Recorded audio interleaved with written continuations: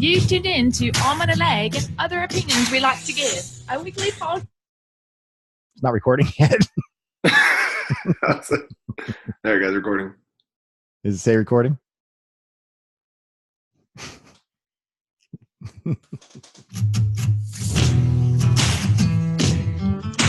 You tuned in to Arm and a Leg and Other Opinions We Like to Give, a weekly podcast hosted by two veterans dedicated to politics, current events, interviews, and anything else they want to mention, but probably shouldn't. So without further ado, here are your hosts, Robbie the Dream Gaupp and Brett Miracle Man Parks. Hey! Welcome, and thank you for tuning in to another episode of Arm and a Leg and Other Opinions We Like to Give. I am Brett Parks. And it's your boy, Robbie Gaupp. We have a very, very serious, let's say serious because that's exactly what it is. We have a very serious podcast today. It's a Sunday. It's Father's Day. So happy Father's Day, Robbie. Happy Father's Day, Brett Parks, and everybody out there. Yes, everybody out there, all you fathers that choose to be around for your children, way to go. Good job. That's what we're supposed to do. And happy Father's Day to the mothers that step up to be fathers when their deadbeat dads aren't there. Yes, happy Father's Day for those who identify as fathers during Father's Day that are mothers. But no, seriously, in serious note, it's easy to walk away. It really is for a lot of people. But men out there that step up to the plate and do their part, you mean more to the children than you think, and more to your wife or significant other. Now that that's over with, all that mushy stuff, what are we talking about today, Robbie? Today's show is going to be on a big topic that's been, pretty much in the limelight of the news for a while now, mental health and depression, which is a big downer. We've had a couple of losses in the last, as far as celebrities, which everybody knows in the last couple of weeks. And now, and that's just that's not even the tip of the iceberg. This has been happening for a while now. So. Right. Yeah. It's very serious. It's very prevalent. The World Health Organization says that globally there's more than 300 million people of all ages that suffer from depression. And that is a staggering number. And my question is, why? Why are there so many depressed people in the world? And let's really just focus on America right now, because I know why some people in other countries and third world countries, why they might be depressed. But here in a first world country, with all the stuff that we are blessed with and all the advantages in the world, why, Robbie, why do you think that there are so many depressed people out there? Well, I think we live in a society where we always want, and it's hard for us to control, mentally. And then people expect a lot of things from other people. For depression, basically, there are ways to treat depression, but you have to take that first step to. It's kind of like being an addict, A lot of people they look at depression. If you admit it, it's a sign of weakness and a sign of you're mentally unstable, and that's not what it is. That's not what it's about. But I personally, I suffer from depression ever since my accident or incident in 2012. I've battled hard when it comes to depression. One of the reasons why, Robbie, and you don't know this yet, one of the reasons why we didn't do this podcast on Friday like we were planning to was because I was in the dumps. I was feeling sorry for myself. I was tired. I had no energy. I got into my head and I felt like I could not get up and do this, do this podcast on depression while I was there suffering from it in that moment. Yeah. It's one of the things, we all have this struggle. I, as well, Brett, in 2008, whenever I got injured, I went to a dark, dark place. And I really just didn't want to talk to nobody about it. And I still struggle with those kind of things to this day, with injury and everything else. And it's one of them things, it's hard to actually admit to it because we're almost taught that as growing up that we have to be strong, that, that it is a sign of weakness, almost like if you hurt your toe and you say, hey, go back in there, it's a, but that's the thing. Sometimes you just got to take a break and you got to relax. Just like you said on Friday, you didn't want to talk about it and didn't want to do the podcast and you wanted to relax. And that's sometimes what you have to do is, go to a different state and just, talk with somebody about it. Yeah, no, you're right. It's one of those things that that my wife knows about and not too many people know about. I speak, I speak nationally. I speak at churches, schools, and businesses, and I talk about, what it takes to roll out of bed every day. My big thing is every morning when I wake up, I don't have a leg. I lost a kidney, a third of my colon. I don't have a leg. I have scars all over my body. Every time I look at myself in the mirror, I'm reminded of the injuries that I have, just like you. And I tell people every morning I wake up and I feel like I'm waking up from my nightmare, only to see my prosthetic and realize I'm waking up to my nightmare. And it's a dark place to be in. And every day I have to make a conscious decision. Do I roll over and stay in bed and give up for that day? Or do I say, nope, I have people counting on me. I have goals I have to set. I have to be better than I am today. I need to get up and do it.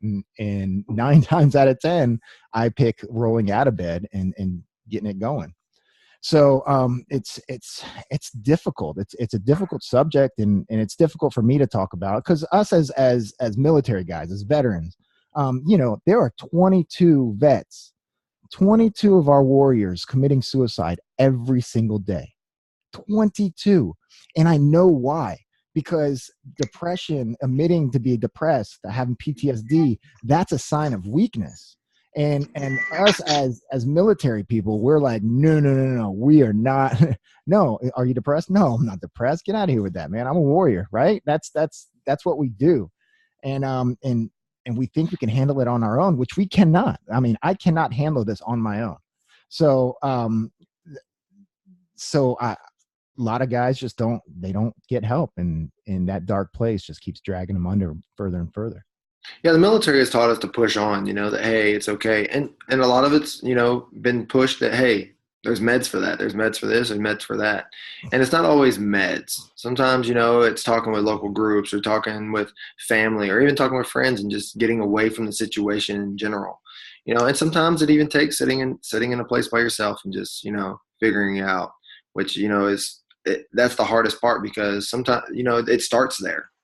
So it's like, I don't want to go back and talk with myself about this, but we have to remember that we are humans. Not everybody is all equal, is tough and those kind of things. And, people get broken down really easy. Like you were saying, the women, you were very surprised that women, were the higher percentage in the depression. And it's more than men.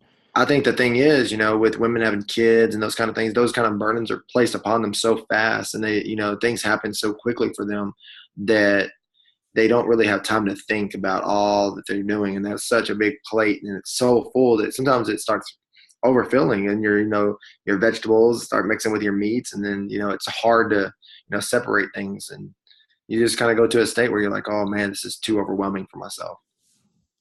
Yeah, no, that's a great point. So what do you think, Robbie? What if somebody's in a dark place right now? If somebody's listening and they're hearing everything, saying, "Yeah, that's me. Yeah, that's me." How do you combat that? What do you do? I think the biggest thing is, you have to, like you said, you have to notice the signs. There's going to be signs where you just start, not really caring about things. A lot of times you start having anger problems. You start, and it's really weird, because people around you, you might be the happiest person to them, but to yourself, you beat down yourself a lot while in your head, and you start breaking down yourself at nighttime when you're alone. And those are the things that, people don't see. Like you said, in the mirror, you look at your scars and you start thinking to yourself, going back to my place. And that's the thing is, we all have different places, and where we dwell sometimes overthinking into those things is where we start hitting that depressive state. And with that depressive state, our minds are like, they're hurting for sometimes attention. They want more, friendship around, which, we can't do, because daily life doesn't allow those kind of things to always happen. So I think the biggest thing is, talk with somebody. Go, if you have to, there's numbers to call. One, for example, is 1-800-273-TALK.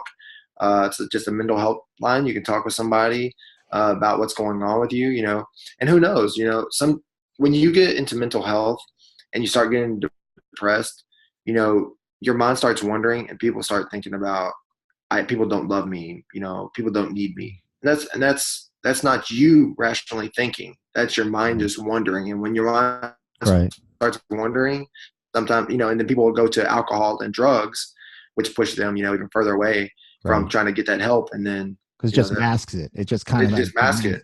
Right. And then what happens is eventually you attempt suicide or are successful in it, which you should never want to get to that point, Right. Because help is there for you. Right. I used to, when I was a kid, when I was younger, I used to think that suicide was a very selfish act. When people are committing suicide, they're leaving their loved ones behind, and it's selfish. And that's how I used to think. When people used to commit suicide, and friends or people I know, I'd be like, oh, he's so selfish. But now that I suffer from this depression, I understand now. I understand that in the person who commits suicide, their mentality, their psyche, what they're thinking is, I am a burden to my family.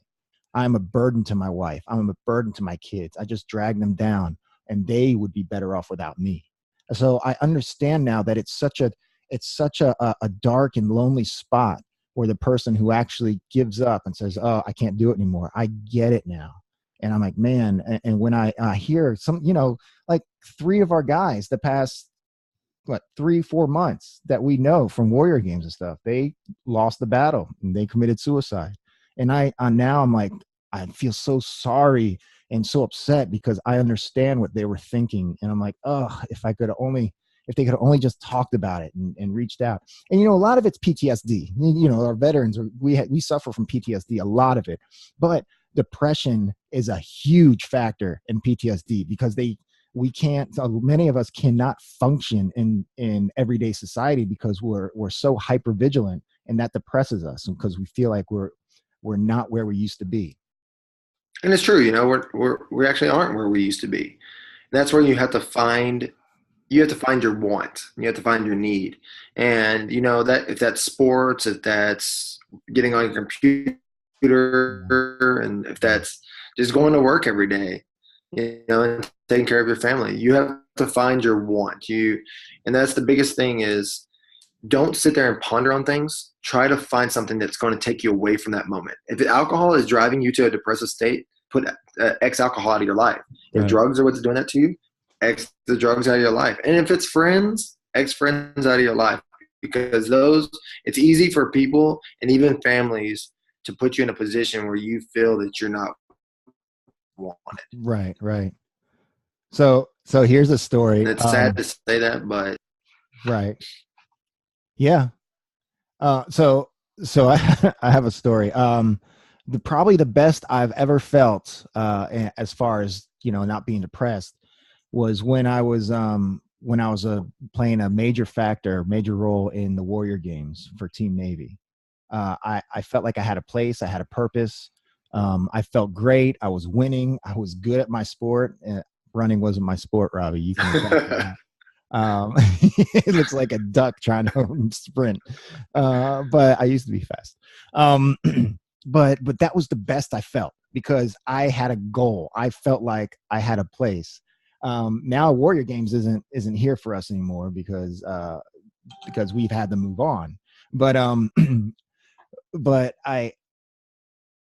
I was doing some sitting volleyball USA, Team USA, and 3 of our friends, Robbie, Patrick, Javi, and Nick, they all got moved up to the national team and kind of left us 2 behind, and for good reason. I mean, I'm not saying that it's unjustified, but it's good reason. They're very great players, and you and I just weren't there yet.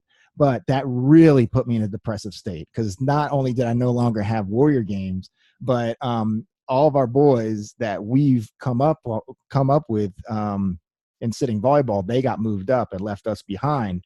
Well, man, let me tell you, and they say people are like, oh, you break up, this stuff like that. You watch romantic movies and eat ice cream on the couch. Well, I would eat like a half gallon of ice cream from Cold Stone every night. I was so depressed that I just kind of like crumbled, imploded on myself and just started eating. I was 220 and I got up to 235 pounds. You remember that? I was pretty bad off, just because I was so depressed. But I eventually, I climbed out of that hole because I was leaning on you guys and my wife, and I'm back down to 215, so I'm okay. I'm okay. But Getting there. yeah, I'm getting there. But yeah, man, depression, it hits you so hard, and it's such a hole, and it's so deep. It's tough. A lot of us, we want to climb out of that hole, but instead of trying to climb out, we're trying to dig ourselves out, and we're just getting deeper and deeper. And, we need a rope for some, for guys like us. We need that rope to climb out. Well, the one thing that I've realized these last couple of years is social media, I believe, leads to a lot of depression. The reason I believe this is because we as people can be somebody else online, but in real life, we're still the same person. Right. So, And people that are on Facebook, many of them never post their trials that they're going through. They always post everything great. So you're looking at other people's lives like, man, their life is so perfect, when we have no idea. that, and you're living a life outside of real world. So where people get lost, they get lost in social media a lot of times, and they forget that they're real people. They think they're this being that they made up online, or, Right. This great person that, you can never do wrong, those kind of things. And that's complete myth, but it's a reality that we struggle with because we have made it a perception that, hey, I have to have this alter ego almost. So where we have this great life online and we have this horrible life outside, we start pondering and saying to ourselves, hey, this isn't what it's, all cracked up to be. And everybody wants to take pictures when you're out in the real world because you're this superstar. Right. Then behind, the superstardom, when you close the door, you have this own demon that you fight with every day. So. Yeah, it reminds me of that song. Who sings it? Jackie Robinson? I don't know who sings it. Tears of a Clown. Tears of a Clown. Yep. Okay. So yeah, it's like people see you in public, and yet you put on that mask, and you're funny, you're charming, you're working the room, you're doing everything. But the second you get behind the closed door, you get home, you lock that door, you take that mask off, and you're just a broken person. And I'm saying this out of experience, not out of, being accusatory or judgmental, but man, I'm broken most of the time, and it's tough. It's tough. And what really shocks me is the depression that is rampant in our teenagers. Like, why are they so depressed? In California, the largest school district in Los Angeles tallied more than 5,000 incidents of suicidal behavior last year. Like 5,000 in a school district had suicidal behavior. What is that coming from? I think I go back to the same thing. I believe social media is those kind of things have driven kids to, like, there's somebody outside of real life. Right. And then when you bring the real life in, you don't know, they could be being bullied at school. They could be, they could be having problems at home, which those things don't reflect on that social media status. Because why? You don't want to post those kind of things because then people look at you, bad, or you don't want to post those kind of things because your parents will get mad at you. And it's one of the things, it's like, it drives you to almost say, hey, mentally I'm breaking myself down inside of my head, but when I type and I express my feelings into social media, I get to be somebody else. Right. How much of it do you really think is the cyberbullying or bullying at school? I know that the media is really, really hitting that hard about, the bullying is causing people not only to commit suicide, teens not only to commit suicide, but them to go on shooting sprees. Do you think that the cyberbullying has a lot to do with it, or do you think that it's just an ingredient of many ingredients? I think with society, as a young kid, I come from a different generation. Right. With society today, bullying as a kid made you who you was. Either it broke you or you excelled. Right. Where now we've almost the news media and those kind of things have made it where teens have almost an escape route for what they do wrong. So where if you're being bullied at school and this and that, and then all of a sudden you go on a shooting spree, it's almost like, well, he was bullied for it. That's what did it. And I think that's an easy door to open and use as your excuse. So does that, like, are they trying to like justify it a little bit, like subconsciously, like, oh, he was bullied, that's why he did that, so stop bullying? It kind of makes it the victim's fault instead of the actual murder. Yeah, I do feel that. I think a lot of times that I'm not saying that everybody's like that. Right. Because sometimes there are bad things. I believe bullying to the extent where people are dying, like people get killed and people die, those kind of things needed to cease. That's ridiculous. But as a kid, I don't remember, and social media, of course, didn't spread it because we didn't have social media when I was growing up. And the news didn't even spread it because we actually had good things on the news. It wasn't always negative. Yeah. Let me ask you, if you think that suicide wasn't like, do you think suicide was the exact same when we were kids, but it just wasn't reported on? Or because I know that crime in America right now is fallen almost to its lowest point in like 30 years. But people think that it's so bad because we see everything because of social media. Like everything's posted. Like if this was the time back when we were kids, we would have no idea what's going on. So do you think that has a lot to do with it? I do. I personally believe that does have an effect on everything. Where if you're out there and you're showing that, hey, teens are doing this and adults are doing this, right. And I know we say it's not okay, but what are we doing as parents and what are we doing as friends and family members to stop this from happening? Right. Okay. Yeah. Go ahead. Sorry. Yeah. So here's what I think when it comes to suicide. I mean, depression can come in all shapes and form. It does. A lot of times for me, when I get depressed, I lose my energy, I get tired, and I just want to lay around all day. And I think that happens for a lot of people. And I'm gonna tell you this right now, guys. The way you that are suffering from depression, that's not a unique feeling. That's not an exclusive feeling to you. Many of us, 300 million people feel that right now.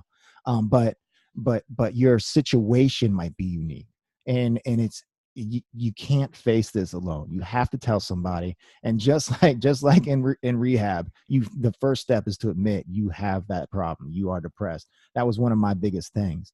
And if you feel like that you're going to, everything's hopeless and you think that the world would be better without you, man, just call that number. What was that number again? 1-800-273-TALK. 1-800-273-TALK. Man, just talk to somebody and let them know. It's not a sign of weakness. Going and getting help is actually a sign of strength. And it's very important. And I think that suicide's contagious. I really do. I think that once somebody commits suicide, and especially it is because. Go on.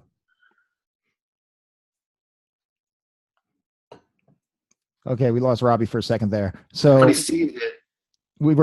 Robbie, we lost you for a second there, but yeah, what were you about to say? What would you say? Can you hear me now? Yes. All right. So what I was saying is, I agree with you. It is contagious. It's one of them things like, your friend does it now where you see your friend did it, it almost is like, oh man, my friend did this. It's so sad. And now I'm in a depressive state where, it kind of ponders on me to do the same thing. Right. And so it's like a disease. It's like you said, it almost spreads from person to person once you're around it. But guess what? There is a kink in the hose that you can put there to stop that completely from happening. Mm-hmm. So if you cut off the supply and you say, hey, guess what? I'm going to help this person right here. You've put the kink there, and now you can completely stop it from the water ever flowing again. You can turn it off. Right. Yeah. I think, guys and ladies, find a purpose. Find your purpose. Find a purpose. Set a goal. That's what got me out of it. When I was in a very bad depressive state after, I didn't get pulled up on the volleyball team. It's so fickle. I know it's so stupid. It is so stupid, but that's just my mind. My goal was to get there, and I didn't at that moment. And I got so bad off, but I've set a new goal. I set a new goal. I'm looking towards something. And I think the problem that we face as depressed people is that when we don't look ahead and set a goal and just focus on one thing, if we sit there in our own thoughts and like, oh, now what? That's a dangerous place to be in. So set that goal, look forward, look towards something else, and lean on something greater. Don't try to do it yourself. I'm a very faithful person. I'm a man of faith. I'm a Christ follower. So I really lean on my faith, especially at the very dark times. I lean on it because I know that there's somebody out there in either in the podcast world or in regular life that needs to hear my story, because most of us have been through what I'm feeling right now. And don't let social media warriors beat you down. There's going to be a time if you do come out, whether it's social media, whether it's to somebody, some people are going to say, hey, do it. Don't worry about them people, because they're in the same position as you, and they just feel that they're strong because they can tell somebody else to do it and they not do it. So don't worry about those kind of things, and don't let people push you into those kind of things. I agree. Like Brett Parks said, you set a goal, but when you set goals, don't set unrealistic goals. Set realistic goals that you can achieve. It's the biggest part is having a driving force and then getting there. Because if you set things where you can't get there, then you're almost creating more of a depression for yourself. So even if it's little steps to get, like just little goals that you want to achieve at first, then set a big goal. Right. Yeah. You hit the nail on the head. The number again, 1-800-273-TALK. 1-800-273-TALK. And guys, I know this is a pretty serious podcast, but I think it's very important because especially days like today, sometimes when you get into a day like Father's Day, and for the dads, days like today could really put you in a depression, really put you in a funk, because you feel, man, I'm not the father that I should be. Or me, one of my big things was I was coming home to a 17-month-old boy. Well, I guess he was 22 months old when I got out of the hospital, and a little girl that I hadn't met yet. And I was coming home to them, and I thought to myself, man, I'm incomplete. I'm broken. I'm scarred. I'm crippled. And I thought, man, they're not going to want me around. That was one of my biggest fears, is they wouldn't want me around. And one of the nurses, she said, they just want their dad. They just want their dad. And when I'm here, man, I'm here because I just want to be their dad. And I know that could put you in a depressive state, but you are meant for something greater, and this is for the men out here. You are meant to raise those children. And if you don't have children and you have nieces or nephews, you are meant to be a positive role model for them. And the ladies, it's the same thing. I know you do so much, and I know we're celebrating dads today. And some of you ladies that they're deadbeat dads, either your father or your husband or boyfriend or whatever, man, I know that sucks, man. And I know many that have been through that, but you are doing the job for two people, and you're doing what you're supposed to be doing. So keep your head up. And in the end, it's going to pay off. It's going to pay off because your kids are going to see your strengths, and that'll build strengths in them. So don't forget that, like as Brett Parks was saying, those fathers out there, if you're in a depressive state and you're going to alcohol to fix that, or you're going to a line or a needle, put those things down and remember that, hey, there's a way to fix that outside of those things, and there's people to talk to that can take you away, take away those pains and those things that are hurting inside. Yeah, definitely. And the number, once again, I should know it by heart by now, but it's 1-800-273-TALK. 1-800-273-TALK, guys. Man, get some help if you need it. I hope you liked it. I hope you enjoyed this podcast today. Listen, go to SoundCloud and subscribe and press the notification button so you can get our stuff. And what do you got, Robbie? You can also like our Facebook page. And if you need to reach out to us, we're always open. We will listen to you and give you our feedback on whatever we can help you with. And if you're out there and you're struggling with this, get help and find someone to talk to, because there's definitely people out there to reach to. Well said, Robbie. Well, thank you guys so much for tuning in to Arm and a Leg and other opinions we'd like to give. I am Brett Parks. And this is your boy, Robbie Gaupp. And we are out of here.